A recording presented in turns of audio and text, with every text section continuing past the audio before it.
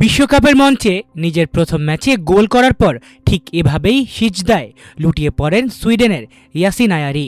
বিশ্বকাপের মঞ্চে নিজের অভিষেক ম্যাচেই এমন এক রাত উপহার দিলেন যা শুধু গোল বা জয়ের গল্প নয়, এটি ছিল আবেগ, বিশ্বাস আর কৃতজ্ঞতার এক মিশ্রণ।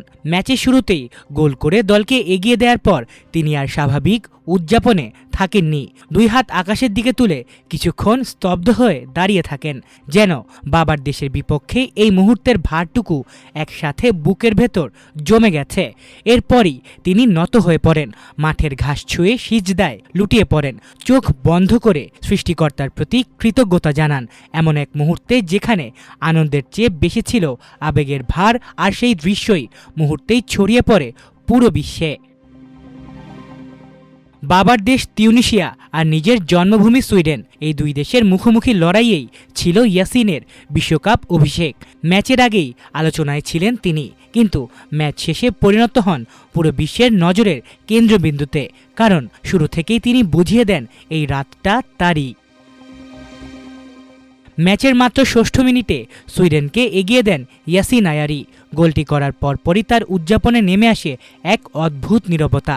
দুই হাত তুলে মুহূর্তের জন্য থমকে যান তিনি, যেন আবেগ আর দায়িত্ববোধ একসাথে আঘাত হানে তার হৃদয়ে। এরপরই ঘটে সেই হৃদয় ছোঁয়া দৃশ্য। তিনি সিজদায় লুটিয়ে পড়েন, সৃষ্টিকর্তার প্রতি কৃতজ্ঞতায় মাথা ছুঁয়ে দেন মাঠের ঘাসে।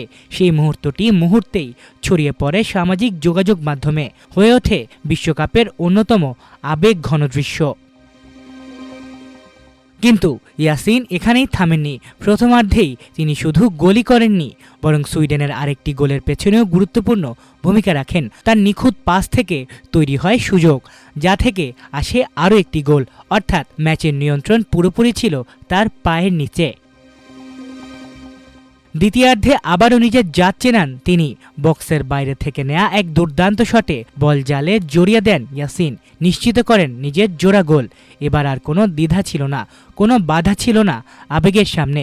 গোলের পর তিনি উদযাপন করেন খোলা মনে, কারণ এটি ছিল তার ক্যারিয়ারের সবচেয়ে বিশেষ রাত।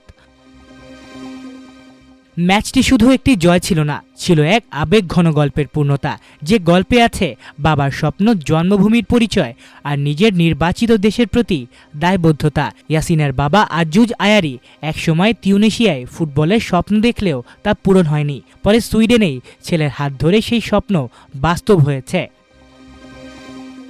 এই ম্যাচ তাই শুধু সুইডেন বনাম তিউনিসিয়া ছিল না, ছিল এক পরিবারের আবেগ, সিদ্ধান্ত আর পরিচয়ের টানাপোড়েন। ইয়াসিন বেছে নিয়েছিলেন সুইডেনকে, এবং সেই সিদ্ধান্তের জবাব তিনি দিলেন মাঠে।